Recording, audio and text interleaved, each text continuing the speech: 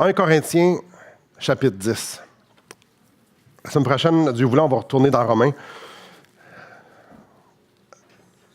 Je ne sais pas pour vous, mais il y a quelque chose de rassurant dans la routine. Certaines personnes détestent les routines, d'autres ils aiment ça, qui aiment ça. Pour certaines personnes, c'est très rassurant. Une routine. Tu sais exactement ce qui va se passer tantôt, puis tu sais exactement ce que tu vas faire dans telle chose. La routine, certaines routines sont très bonnes, d'autres, il y a des dangers dans des routines. En fait, parfois, les routines, même si c'est sécurisant, ça peut être dangereux. Voici quelques dangers. Quand tu rentres dans un système de routine, souvent, tu vas faire les choses par automatisme. Tu ne réfléchiras pas.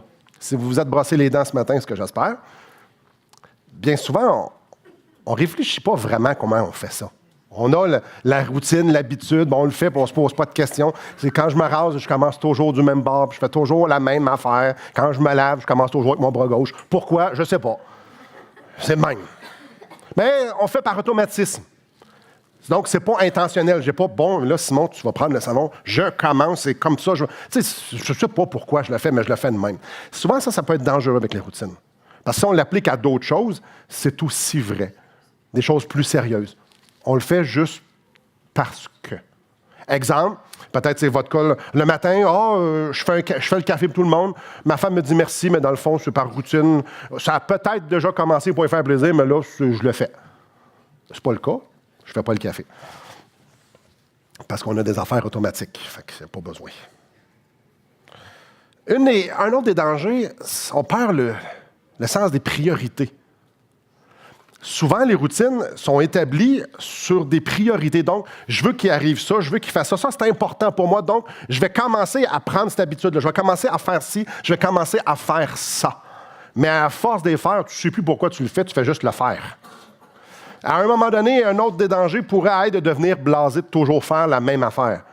Et souvent, il y a de la perte d'intérêt, peu importe, parce que si on ne sait plus pourquoi, maintenant on fait « Mais pourquoi je fais ça? » C'est important de ne pas confondre routine et discipline.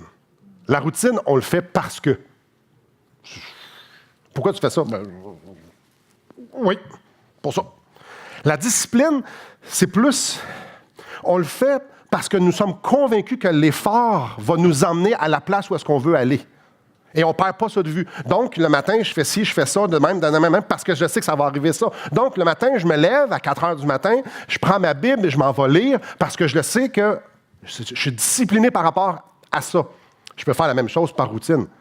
Je l'ai tout le temps fait de même, puis ça me va comme ça. Mais la discipline, c'est que je le fais parce que j'ai un but à atteindre. Les deux ne sont pas pareils. Ce matin, j'aimerais ça qu'on parle plus de la routine. On va regarder un texte qui va nous mettre en garde contre vivre sa vie sur le pilote automatique. Où est-ce que ça peut nous emmener? Où est-ce que, en fait, si on est sur le pilote automatique, ça démontre quelques petites choses. Vous êtes dans 1 Corinthiens, chapitre 10, on va aller au verset 1. C'est très néfaste d'être sur le pilote automatique, et voyons-le. Frères, au verset 1, « Je ne veux pas que vous ignoriez que nos pères ont été sous la nuée, qu'ils ont tous passé au travers de la mer, qu'ils ont tous été baptisés en Moïse dans la nuée et dans la mer, qu'ils ont tous mangé le même aliment spirituel et qu'ils ont tous bu le même breuvage spirituel, car ils buvaient à un rocher spirituel qui les suivait, et ce rocher était Christ. Mais la plupart d'entre eux ne furent point agréables à Dieu, puisqu'ils périrent dans le désert. Or, ces choses sont arrivées pour nous servir d'exemple, afin que nous n'ayons pas de mauvais désirs comme ils en ont eu.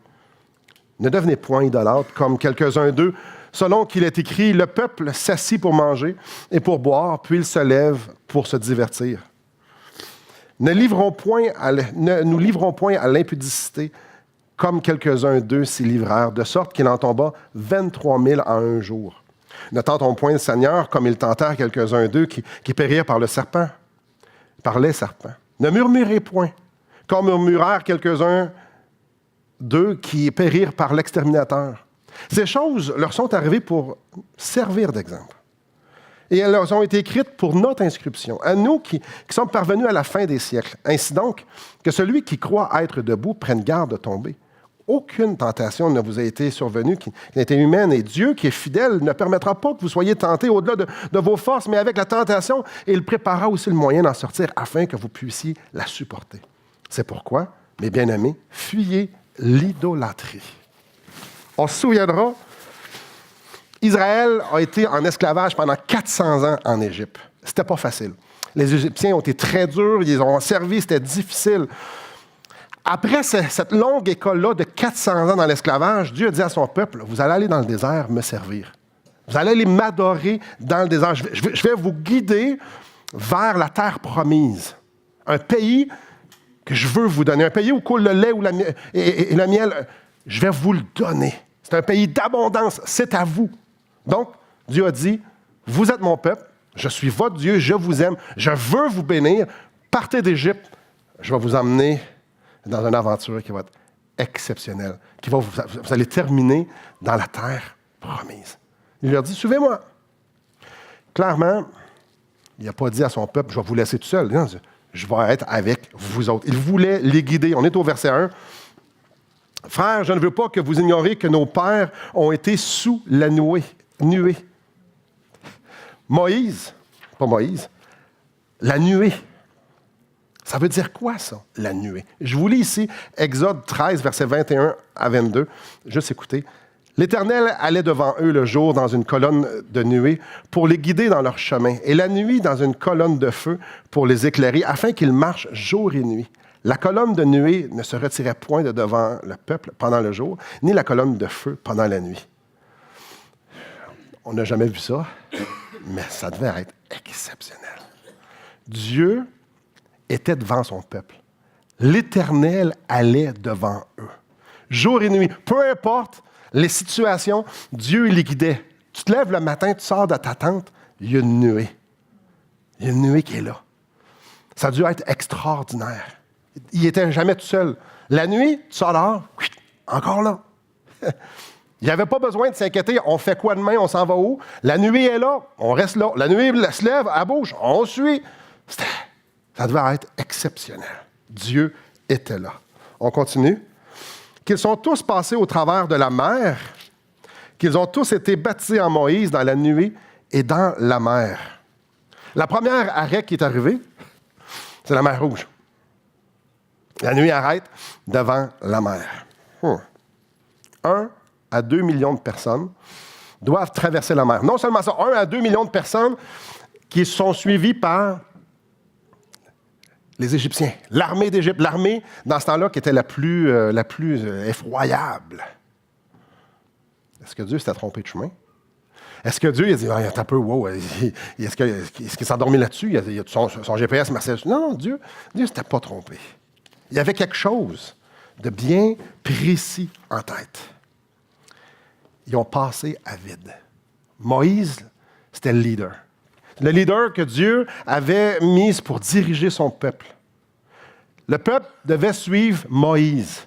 Moïse qui communiquait avec Dieu, qui rencontrait Dieu, que Dieu lui donnait ses instructions. Non seulement il y avait la nuée, il y avait aussi Moïse. Et on sait l'histoire. Tout ce beau monde-là a passé à sec. Les eaux se sont ouvertes. Comment ça s'est passé, je ne le sais pas. Mais ça s'est arrivé. Par miracle. Et c'est pas fini. On sait l'histoire. Quand ils ont fini de passer, qu'est-ce qui est arrivé en arrière? Ben oui, les Égyptiens les ont suivis. Fait que non seulement ils ont libéré le peuple d'Israël, mais ils ont aussi anéanti l'armée la plus puissante qui était l'armée qui voulait les détruire. Fascinant. Dieu les a guidés devant la terre promise. Pour eux, est-ce que c'était une épreuve? Si vous connaissez l'histoire, méga épreuve. Eux autres, quand ils sont arrivés là, c'est on va tous mourir, ça n'a pas d'allure. Dieu, il les a guidés là. Pour eux, ce qui était une épreuve, pour Dieu, c'était une bénédiction en attente, en fait, qui est devenue une grande délivrance. Israël ont vu des choses extraordinaires. Il ne faut pas oublier, ils sont dans le désert. On mange quoi dans le désert? Est-ce qu'il y a des jardins dans le désert? Est-ce qu'il y a des plantes dans le désert? Est-ce qu'il y a des affaires dans le désert? Non. Dieu avait prévu le coup. Verset 3. Ils ont tous mangé le même aliment spirituel. Dieu leur a envoyé du pain, de la manne. Littéralement, leur nourriture tombait du ciel. Le peuple n'avait pas besoin de s'inquiéter. Dieu s'occupait du repas, des 3 repas. Dieu s'occupait 7 jours par semaine. Dieu s'occupait. Pas par traiteur, ça tombait du ciel. C'est pas fini. Qu'est-ce qu'on a besoin dans le désert? On n'a pas juste besoin de manger, on a besoin de boire aussi. Dieu avait prévu le coup. Et qu'ils ont tous bu, au verset 4, le même breuvage spirituel, car ils buvaient à un rocher spirituel qui les suivait. Encore une fois, et encore, Dieu a fait couler de l'eau d'un rocher. Dieu a pris soin d'eux autres. À toutes les fois, pour eux, c'était une épreuve, mais pour lui, c'était une délivrance qu'il avait prévue pour eux. Et là, ça nous parle ici d'un rocher spirituel qui les suivait. C'est qui ça? C'est quoi ça? Ça nous le dit. Et ce rocher, c'était Christ. Le rocher qui les suivait, c'était Jésus-Christ. Jésus-Christ était avec eux. Quand Dieu dit « Je vais être avec toi », il est très sérieux. Chaque aspect du voyage dans le désert, on peut voir Dieu être fidèle à ses promesses, être là pour son peuple, être là pour ceux qu'il aime. Même quand c'était ultra difficile pour eux, même quand ça semblait impossible, Dieu est là, puis Dieu faisait toujours l'impossible. Dieu s'est toujours présenté. Et là, on y pense un instant avec toute cette démonstration-là de puissance, de délivrance, dans toutes les promesses qu'on voit, la grâce, la patience, l'amour de Dieu. On pourrait penser que le peuple il a réagi à ça en voulant juste être reconnaissant, puis en l'adorant Dieu, puis en disant « Ah, t'es exceptionnel », mais non, pas pantoute. Verset 5. « La plupart d'entre eux ne furent point agréables à Dieu, puisqu'ils périrent dans le désert. » La réaction n'a pas été d'adorer Dieu. Même si Dieu était parmi le peuple, même s'il pourvoyait, même s'il les guidait, même s'il y avait une promesse de terre promise, le peuple ne cessait encore et encore et encore et encore de se rebeller. Quand on y pense, c'est complètement fou. Verset 6. « Or, ces choses sont arrivées pour nous servir d'exemple, afin que nous n'ayons pas de mauvais désirs comme ils en ont eu. » Paul est en train de dire ici aux gens de Corinthe, regardez ce qu'ils ont fait. Et moi, quand on regarde l'histoire d'Israël, probablement que la première fois que vous l'avez lu, vous avez fait la même réaction de moi. Mais voyons donc. Ils n'ont pas d'allure, eux autres. Voyons donc, ça se peut pas réagir de même. Moi, la première fois que j'ai lu l'histoire d'Israël, j'ai fait, mais voyons donc, ça n'a pas d'allure. Comment ils peuvent être aussi rebelles et aussi ingrats face à un Dieu qui les aime tant, puis ça n'a pas d'allure. Puis là, tu arrives dans 1 Corinthiens, tu fais, OK, c'est là pour me servir d'exemple pour pas que je fasse comme eux. Donc, Paul est en train de dire ici aux gens de Corinthe, faites pas pareil comme eux autres. Et là, tous les bons chrétiens vont faire, ben non, c'est sûr. Voyons donc, on ne peut pas faire comme le peuple d'Israël. Voyez-vous, le peuple était idolâtre. Il n'aimait pas seulement Dieu. Et Paul, ici, dans ce texte-là, va montrer 4 façons dont le peuple était idolâtre. Comment cette idolâtrie-là se manifestait dans leur cœur. Le premier, c'est le veau d'or, verset 7. « Ne devenez point idolâtres comme quelques-uns d'eux, selon qu'il est écrit, le peuple s'assit pour manger, pour boire, puis ils se levèrent pour se divertir. » Après que le peuple ait fait le veau d'or, après qu'ils aient dit à Aaron, « Hey, nous autres, on veut un Dieu qu'on peut voir puis qu'on peut toucher. » Oui, Moïse est sur la montagne qui est là, on voit des éclairs, tremblements de terre, de la boucane, super. Dieu est en train de parler à Moïse, là, puis ça dure des semaines. On est tout à fait conscient de ça. Mais là, nous, Aaron, on veut voir un Dieu. Fais-nous un Dieu qu'on veut voir. Là, juste le dire de même, vous dites, « Hey, t'es-tu cabochon, rien qu'un peu, hein? » Ça n'a pas de sens. Donc, l'histoire là-dedans, c'est qu'ils ont fait le veau d'or. Qu'est-ce qu'ils ont fait après? Parce qu'ici, ça nous dit qu'est-ce qu'ils ont fait après. Ils ont fait la fête. Et ça, ici, le verset 7, c'est une citation d'Exode 32:6. Ils ont fait exactement les mêmes choses que les autres peuples faisaient après avoir adoré leur Dieu. C'est très important de comprendre ça ici. Le problème, c'est pas qu'ils ont mangé. Le problème, c'est pas qu'ils ont bu. Le problème, c'était pas qu'ils se sont divertis. Le problème, c'est qu'ils ont fait exactement la même affaire que tous les autres peuples alentour. Dieu a dit, c'est moi que tu vas adorer. Moi et moi seul. Et non seulement ça, je vais te dire comment le faire. Tu vas m'adorer selon mes normes, selon ma façon de faire. Le peuple a dit, ah oui, OK, super, mais nous, on va rajouter un petit peu. On va prendre tes lois, on va prendre tes commandements, on va t'adorer toi, mais on veut le faire aussi un peu à la façon des autres. On aimerait ça avoir les mêmes pratiques que notre voisin. Pourtant, le peuple de Dieu aurait dû comprendre, Dieu leur a dit, je veux que vous soyez différents de tous les autres peuples. Je veux que le monde puisse voir que c'est moi que vous adorez. Je veux que vous soyez totalement distincts. Je veux que vous soyez saints. Ça veut dire totalement à part. Je veux que ça soit évident que je suis votre Dieu. Donc, clairement, vous ne faites pas comme les autres peuples. Ça, c'est ce que Dieu voulait pour eux. Mais eux, ils n'ont pas compris ça. Ils ont compris ça un peu différemment. Dieu voulait que le peuple soit différent pour qu'ils puissent jouir de la présence de Dieu, de la richesse que Dieu voulait leur donner. Je parle de richesse spirituelle ici. Donc, en fait, oui, mais on aimerait s'en rajouter. C'est pas fini. Verset 8. Ne nous livrons point à l'impudicité ou à la débauche, même chose, comme quelques-uns d'eux s'y livrèrent, de sorte qu'il en tomba 23 000 en un seul jour. À un moment donné, les gens du peuple, les hommes du peuple, ont dit, « Hey, je ne serai pas trop... oui, je vais être graphique un peu. Hey, ce serait le fun d'avoir la même vie sexuelle que nos voisins. Eux autres, c'est pas mal plus lousse que nous autres. » Dieu leur avait dit, « Tu ne toucheras pas aux femmes des voisins. » Tu ne fais pas ça. Pourquoi? Parce qu'elle va détourner votre cœur de moi.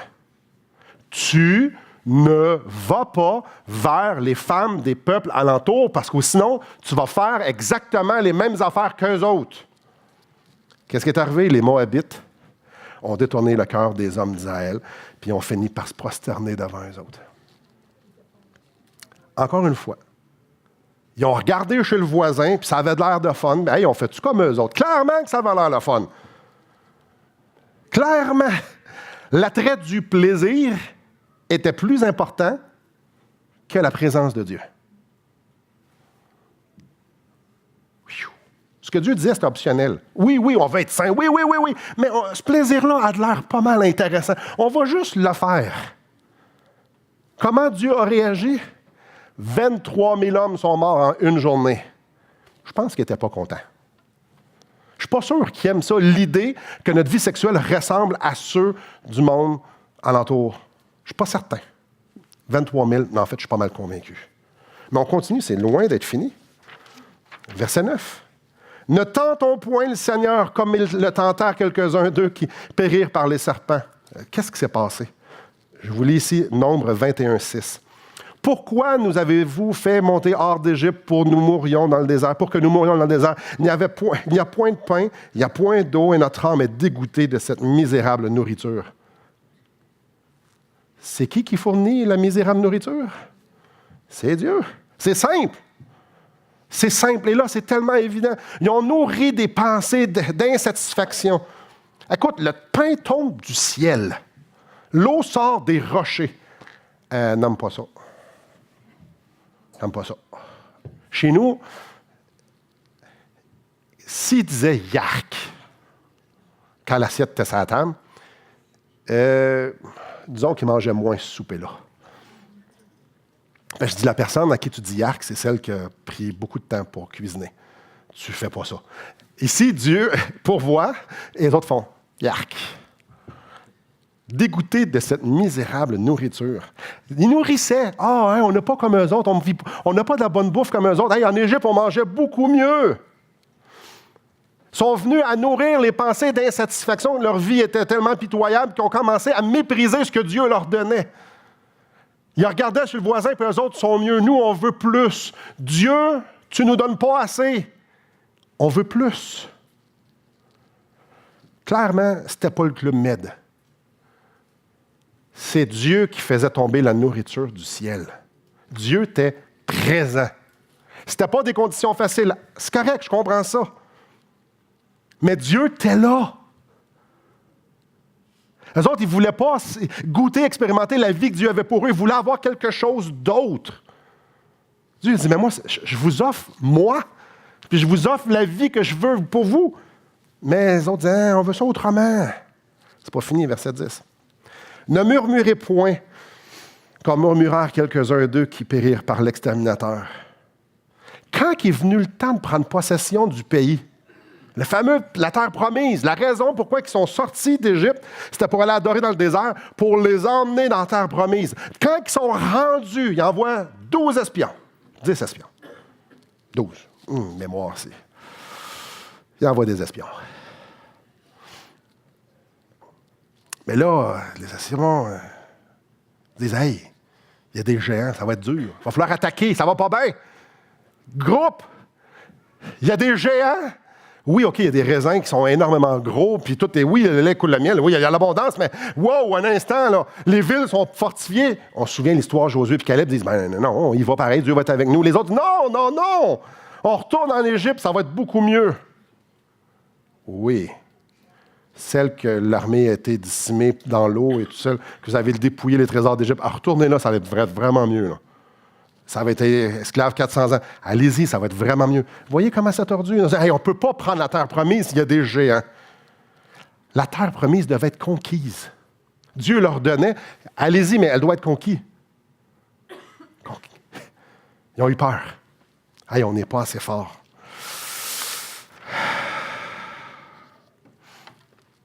Ça, c'est pas arrivé au début de l'histoire. Ça fait longtemps, ça fait plusieurs fois qu'ils voient Dieu déployer ses miracles, sa grâce et son amour. Ça faisait déjà plusieurs fois qu'ils voyaient Dieu être fidèle à ses promesses, mais ça ne comptait pas. Là, présentement, il y avait un gros obstacle et ça ne fonctionnait pas. Ils voulaient encore autre chose. Dieu leur offre un pays d'abondance sur un plateau d'or, mais c'était trop dur. Imaginez juste un instant ici. Là. Ils ont la nuée. Juste la nuée. Juste la nuée qui te rappelle la présence de Dieu, sa direction. La nuée qui te rappelle les miracles qui se sont produits lors de la traversée du désert. La nuée est là. Moïse, un leader exceptionnel, un leader qui parle directement à Dieu, un leader qui est connecté et qui dit les paroles de l'Éternel. Dieu est avec eux par Moïse. Non seulement ça, il y a la manne qui leur rappelle à tous les jours. Dieu est avec vous autres. Il y a le rocher, l'eau qui est là. Dieu est là. Mais pour eux, ce n'était pas assez. Ça prenait le divertissement des autres peuples, ça prenait la vie sexuelle des autres peuples, ça prenait le confort des autres peuples, ça prenait la vie facile comme les autres peuples. Le peuple cherchait à combler ailleurs ce que seul Christ pouvait combler. Christ est suffisant. Il n'y avait rien sur la terre qui pouvait faire en sorte qu'ils pouvaient être plus satisfaits que ce que Christ pouvait leur donner. Mais ça, ils n'ont jamais compris ça. Regardez au verset 11. Ces choses là, sont arrivées pour servir d'exemple. Elles ont été écrites pour notre instruction à nous qui sommes parvenus à la fin des siècles.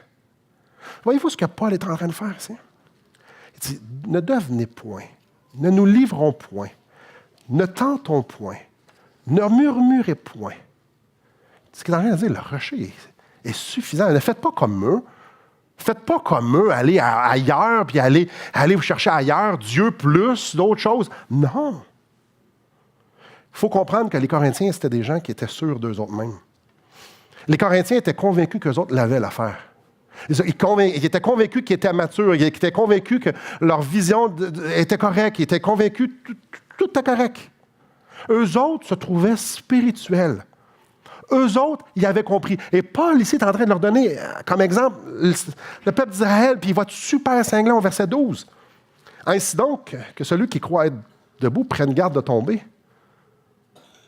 Et ça ici, là, c'est énorme ce qu'il est en train de leur dire ici.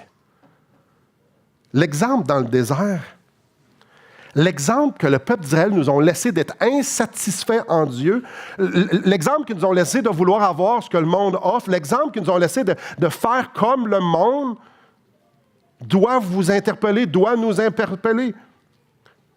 Puis là, il s'adresse avec du sarcasme ici, même ceux qui se pensent debout. Ça, c'est intéressant. Même ceux qui pensent, non, moi, je suis rendu mature. C'est justement à ceux qui disent ça qui s'adressent ça. Et là, ça, c'est génial, parce que quand tu penses que tu es mature, cette exhortation-là s'adresse à toi. Quand tu penses que tu es spirituel, ça s'adresse à toi. Quand tu penses que toi, tu es correct, Paul dit, c'est justement à toi que je parlais. Ça, c'est super intéressant. La pire place, c'est de penser être arrivé. Et ce verset-là est justement là pour ça. La pire place. Puis c'est clair, le peuple, il n'est pas resté fondé, accroché sur le rocher, sur Dieu, sur Christ. Ils ont été distraits par leur passion. Mais oui, ils suivaient encore la nuée. Puis, mais oui, ils allaient offrir encore des sacrifices. Mais oui, il y avait encore plein d'activités religieuses. Mais ils étaient distraits par leurs tentations, justement par leurs épreuves qu'ils avaient. C'est pour ça que Paul leur dit, verset 13, souvent le verset 13 est utilisé, et le contexte du verset 13, c'est celui qu'on est en train de voir. Aucune tentation ou épreuve, c'est le même mot, ne vous est survenue qui n'ait été humaine. Et Dieu qui est fidèle ne permettra pas que vous soyez tentés au-delà de vos forces, mais avec la tentation, il préparera aussi le moyen d'en sortir afin que vous puissiez la supporter. Jean de Corinthe, il n'y a rien qui peut vous arriver ou que Christ soit plus suffisant. C'est de ça qu'on est en train de parler dans le verset 13. Il n'y a rien qui peut t'arriver où est-ce que tu vas devoir aller voir ailleurs. Regarde l'exemple d'Israël. Dans chaque épreuve, Christ est là. Dans chaque tentation, Christ est là. Autant Dieu était fidèle avec Israël, autant que Dieu va être fidèle avec nous. Dieu est fidèle. C'est ce qu'il fait de mieux, la fidélité. C'est pour ça que Paul est clair. Jamais tu vas être tenté au-delà de tes forces. Tu as Christ. Christ est là. Voyez-vous ici? La solution est toujours avec toi. Elle te suit. De la même façon qu'elle a suivi Israël, de la même façon qu'elle te suit. J'ai le Saint-Esprit. Jésus a dit dans Matthieu 28, 20, « Et voici, je suis avec vous tous les jours jusqu'à la fin. » Jésus nous a dit, « Je vais être avec vous autres. » En tant qu'Église. Et aussi en tant qu'individu. Donc, il trouve le moyen d'en sortir. Le moyen d'en sortir, c'est le verset 4. Le verset 4, c'est quoi? Bien, le rocher était là. Christ. La présence de Christ, elle est suffisante dans nos vies, dans chaque épreuve, dans chaque tentation, dans notre vie entière. Juste Christ, c'est assez. Tu peux supporter n'importe quoi quand tu as Christ. Là, théoriquement, tu dis, ben oui, super. Mais regardez le verset 14. Où qu'il est cinglant. C'est pourquoi, mes bien-aimés, fuyez l'idolâtrie. Finalement, les Corinthiens n'étaient pas tant debout que ça, là. Parce que ce que tu dis, fuyez l'idolâtrie quand il y a du monde qui n'a aucun problème avec l'idolâtrie? Non. Il leur dit la même affaire. Faites pas comme les autres. Aspirez pas aux mêmes affaires que le monde alentour de nous autres. Mettez pas la même valeur que les autres, même aux choses vaines. Regardez les choses vaines comme vaines et les choses de substance avec la substance. Regardez les choses selon la perspective de Dieu, pas selon la perspective du monde. Soyez pas comme les autres. Quand on est comme les autres, quand on pense comme les autres, quand on agit comme les autres, quand on veut mettre des autres en nous autres, c'est de l'idolâtrie. Nous, Christ est suffisant. On n'a pas besoin d'avoir à rien, aucun artifice, aucun ajout. On a juste Jésus, puis c'est suffisant. Vous remarquez, fuyez. Fuyez, c'est pas rester à côté, c'est va-t'en loin. Quand je vois fuyer, quand je lis fuyer dans la Bible, j'aime m'illustrer des choses graphiques. J'utilise souvent dans ma tête à moi, je ne sais pas, probablement vous en souvenez, la plupart d'entre vous, le tsunami qu'il y a eu en Thaïlande, il y a plusieurs années, dans le temps des fêtes. Et je regardais des vidéos de ça. Puis c'est spécial. Il y avait deux types de personnes. Il y avait des gens qui étaient sur le bord de la plage puis ils regardaient la grosse vague. Je ne sais pas si vous en souvenez des vidéos. Puis probablement c'était des touristes. Ils regardaient ça. Hey, c'est-tu assez exceptionnel? Une vague de genre 40 pieds d'eau qui s'en vient. Parce que c'était le beau soleil, hein? Beau ciel bleu, c'était le matin, je pense que le matin de Noël, ou le 26, ou le 27, je ne sais pas trop quoi. Tout est beau, hey, on est en Thaïlande, c'est paradisiaque, c'est « Wow! Hey, chérie, viens voir ça, la vague qui s'en vient!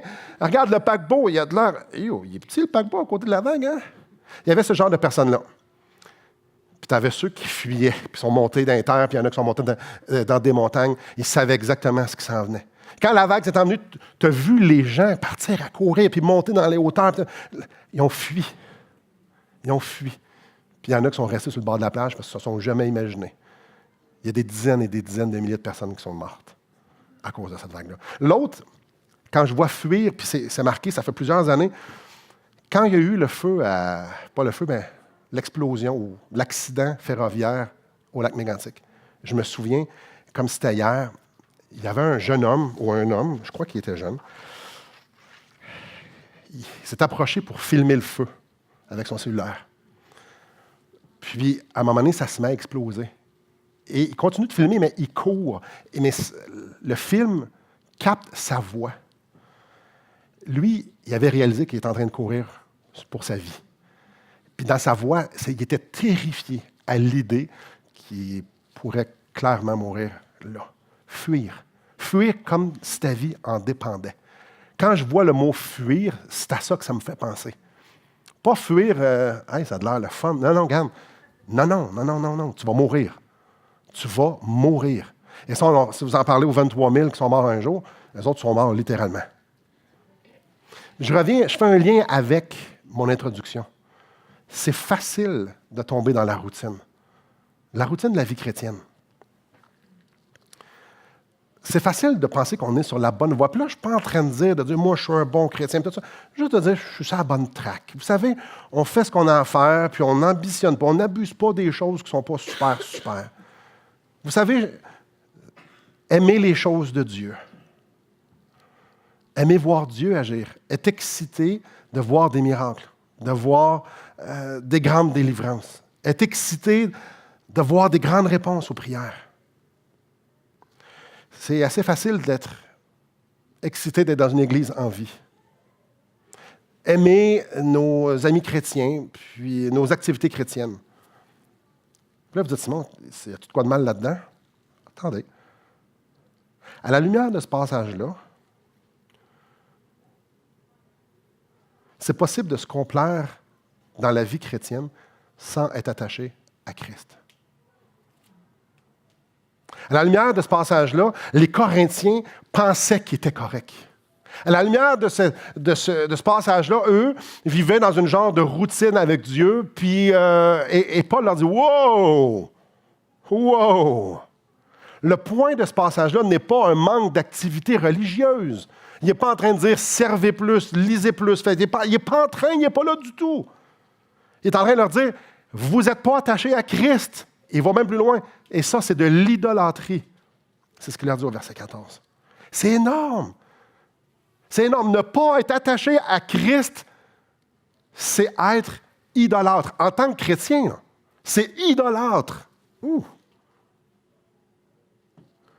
Quand je vis ma vie sans une réelle passion pour Jésus-Christ, je tombe dans l'idolâtrie.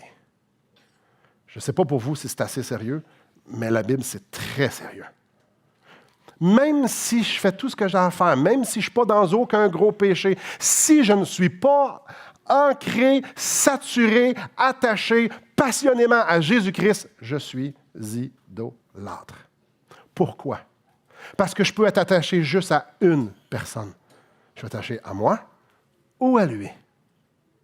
Si je ne suis pas attaché fermement à Jésus-Christ, puis passionné pour lui et vivre pour lui, ben, je suis en train de vivre pour moi. Quand ta vie chrétienne se résume à des activités religieuses, ça ne va pas bien. Ça ne va pas bien.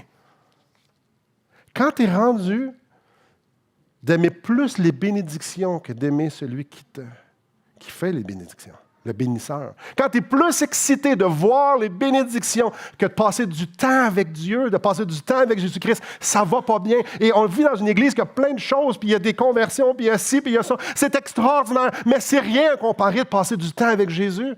La preuve, quand Jésus marchait sur la terre, les gens qui venaient se nourrir, les gens qui se faisaient guérir, ils étaient où à la fin? Non, ils n'étaient pas là. Il y avait eu les bénédictions, c'était extraordinaire.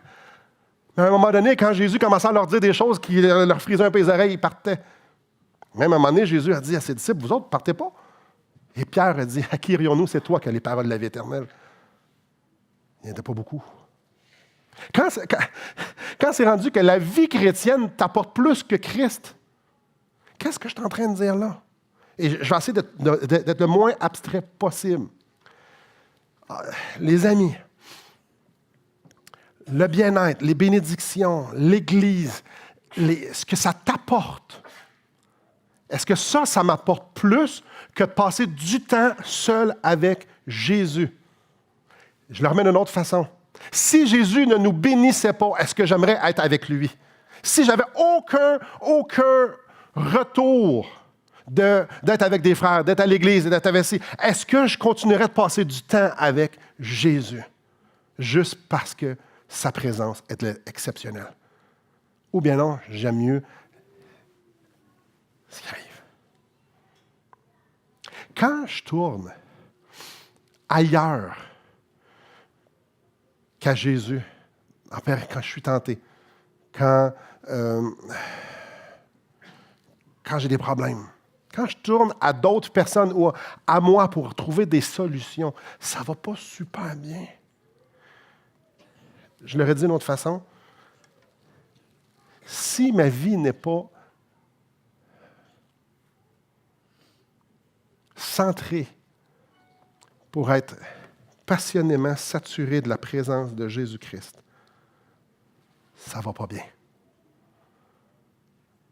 C'est là que les Corinthiens étaient.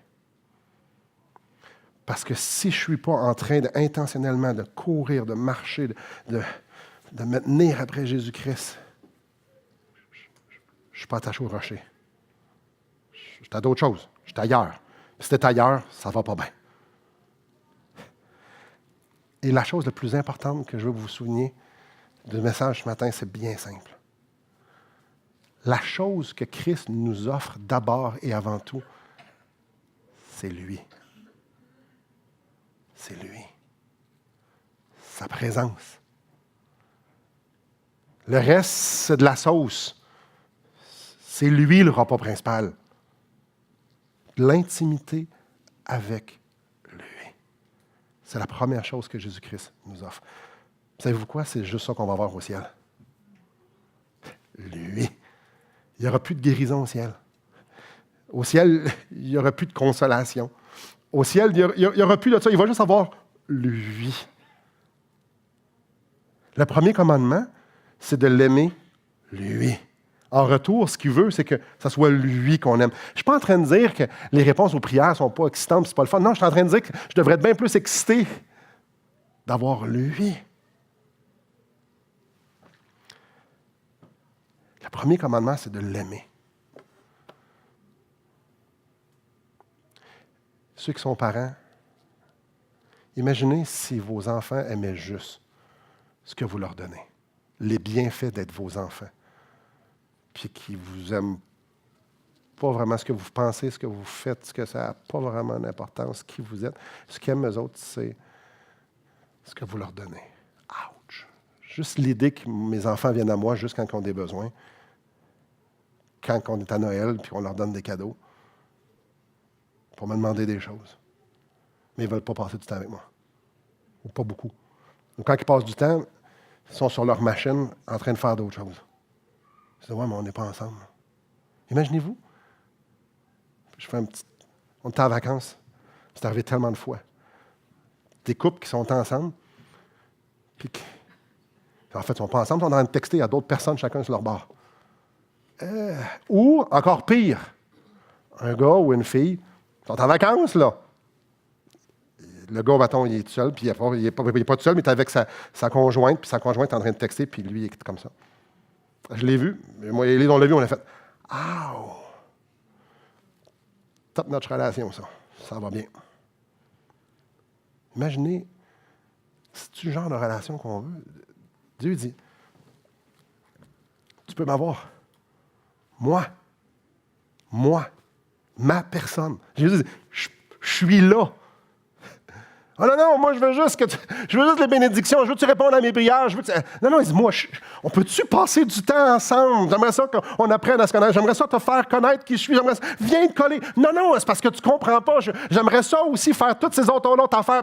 Oui, il dit, ça est idolâtre. Puis il dit, moi, je ne suis pas là-dedans. Il dit, c'est moi que j'ai à t'offrir. La preuve au ciel, c'est juste moi qui va être là. Toutes les choses que tu regardes à l'extérieur, là, elles ne seront pas au ciel. La seule chose qu'il y a au ciel, c'est moi. La question, c'est, j'aimerais ça que je me pose, puis que tu te poses, est-ce que je suis en train de vivre une histoire, pas la semaine passée, pas l'année passée, à matin, je suis en train de vivre une histoire d'amour avec Jésus-Christ? Je suis renversé par Jésus-Christ. Dieu fait chair, mort pour moi, ressuscité pour me donner la vie. J'ai la vie. Est-ce que moi, je suis en amour avec cette personne-là? Et il y a plein d'indicatifs qu'on peut voir pour savoir, mais excité juste à lui. Est-ce que j'aime passer du temps avec lui? Probablement, il y en a dans la salle qui vont dire « Oui, génial, génial ». Il y a du monde qui sont probablement parmi nous, qui sont à cette place-là, où est-ce qu'ils sont en train de coller sur Jésus, puis que ça va super bien, puis que là, qui sont comme eux autres, sont passionnés, puis un matin, ils se sont levés, là, puis ils ont fait comme « Wouhou! Une autre journée pour servir le Seigneur. » Probablement que je suis convaincu qu'il y en a dans la salle. Génial, lâchez pas. Faites attention, ça va peut-être arrêter bientôt. Mais lâchez pas. Puis peut-être que vous dites, ouais, moi, je ne suis pas tout à fait de même. Le matin, c'était pas c'était plus. Si tu peux revenir aujourd'hui, ça serait le fun. Pas parce que j'ai hâte de te voir, mais plus parce que j'ai hâte de te débarrasser de ma vie ici. J'aimerais ça qu'ensemble, on puisse avancer dans la direction ici qu'on voit.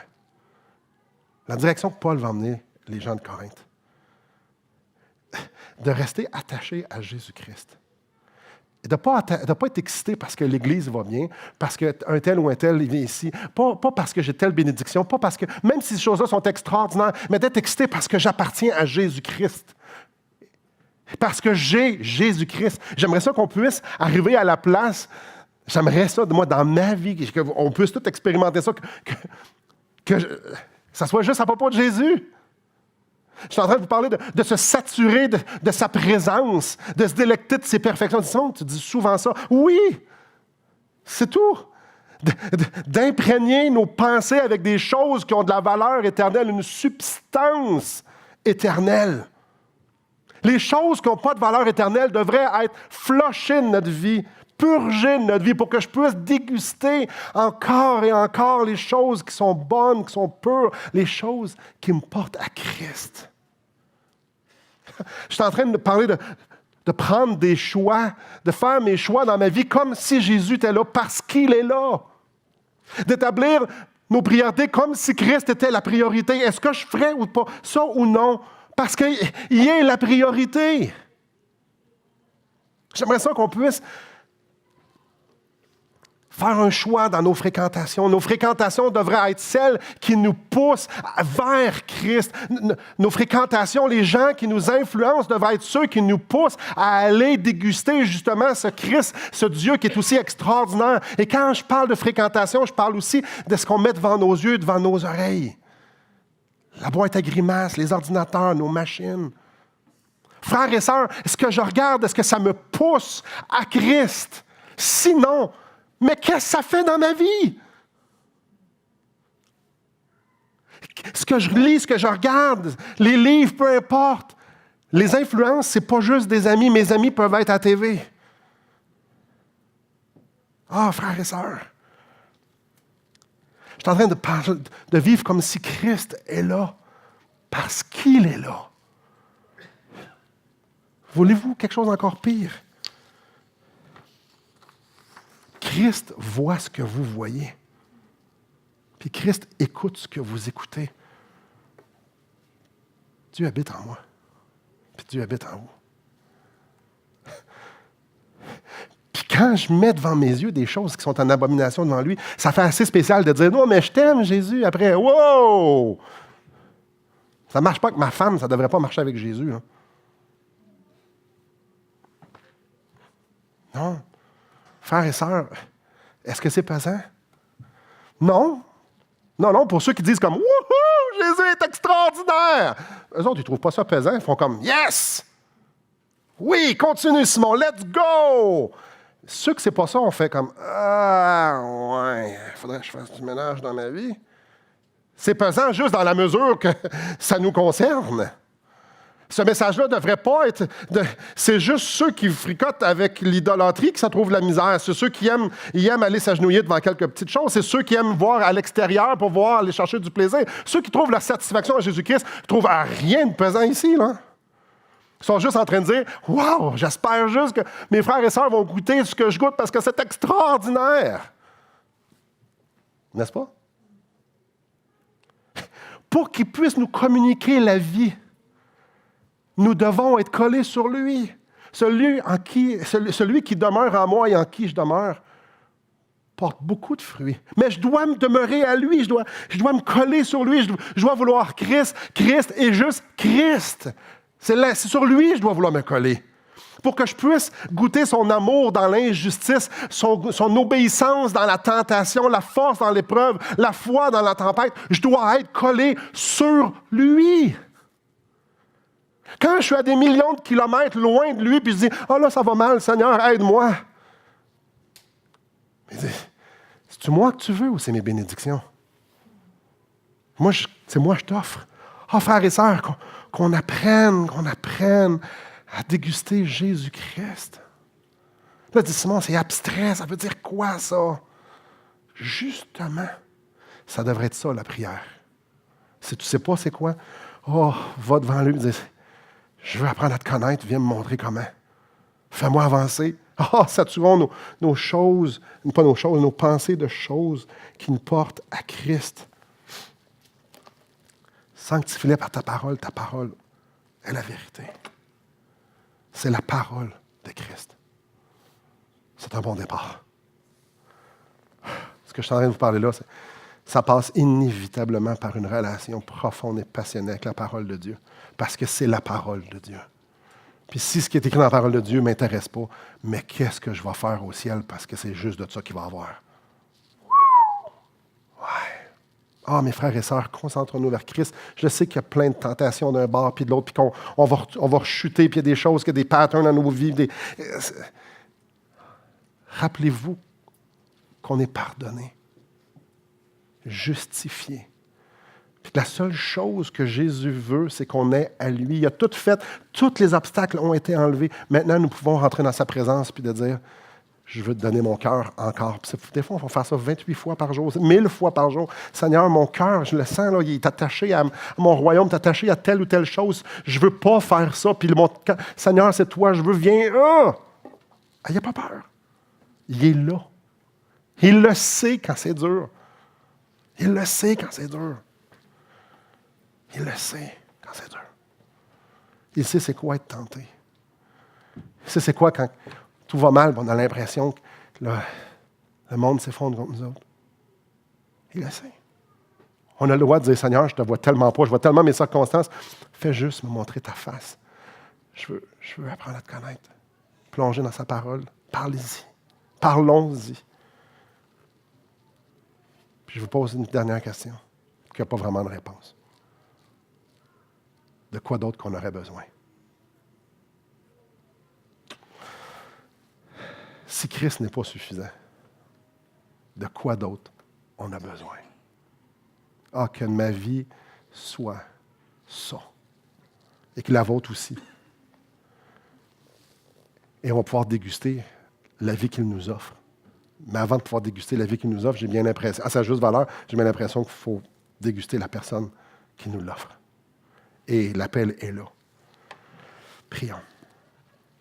Ô Dieu, Jésus, tu es extraordinaire. Toi, le seul et unique qui pouvait nous sauver, qui de nous rendre propices devant le Père. Jésus, tu vois nos cœurs, ou ce qui sont, peut-être il y en a qui ne te connaissent pas. Tu vois, Seigneur, les idoles de nos cœurs. Tu vois les penchants. Tu vois tout le travail qui doit être fait.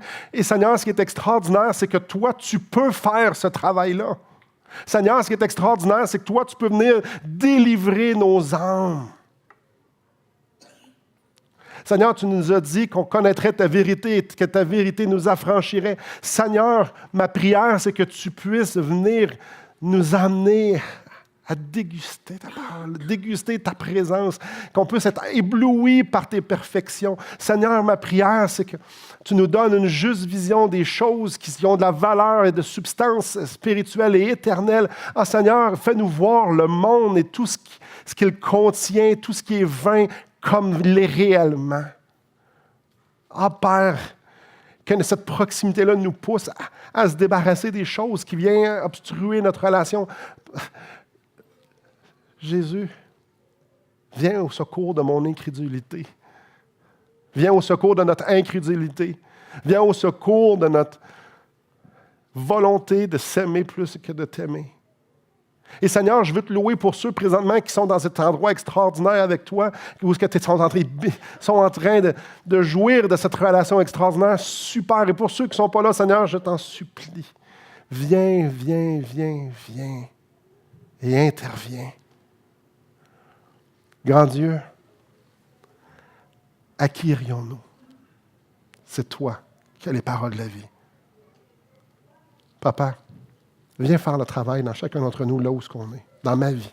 Oh, combien j'en ai besoin de toi dans ma vie. À toi soit la gloire au siècle des siècles. En Jésus-Christ. Amen.